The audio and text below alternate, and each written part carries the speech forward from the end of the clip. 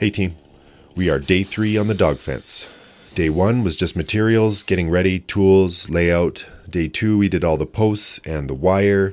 Day 3 is mostly rails and gates. We did 4 gates. And this handy little tool here is called the Log Wizard. And basically what it is an attachment that goes on the end of a chainsaw. You use the next size up chain to fit it. And so the chain runs it, and it's a cylinder about 3 inches wide, and you can see what it does there. It channels the wood flat in a 3-inch dimension. So what we're doing is we're creating a flat spot to attach all the posts to the rails.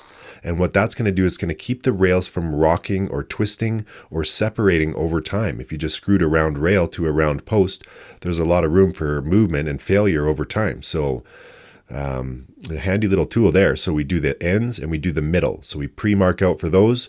I definitely over carved a lot of them, but it's just so fun to use. It's just you're channeling the wood and with such ease. So yeah, Log Wizard, made and manufactured here in Alberta, Canada. Check it out. Here's a little post that was giving us some trouble. It was a bit loose and we needed to straighten it out a bit. So we just carved a wedge out of one of our posts. Carson's going to hammer it in there, and I'm just going to pull that post in towards us a bit, and that helped us straighten that one out a bit. And basically the rails are just following now the top of our posts. We've got the top of the post set, we've got the wire on there. So we start with our top rail, we do our bottom rail so that the dogs cannot dig out the bottom, and then we proceed to install the middle rail. So when you come around a corner like this, you got to do a bit of a miter. So you kind of just do it by eye. You do a couple test cuts. Well, for me, 1, sometimes 2. And then you cut your final dimensional cut on the other end. Now we're on to the gates. So these are pretty handy barn gates or farm style gates with the mesh already on them.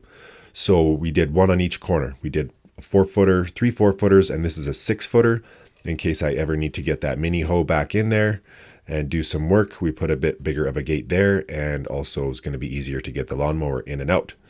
So nice straight fence there. Well, straight enough for the concrete guys. It's looking great. Here's Doggy's first run, and man, what a change in attitude. They've been on the deck for a couple weeks, and we do have a dog run back there, but it's just gravel, and we take him for walks, but we've never seen him like this before. Not full bore.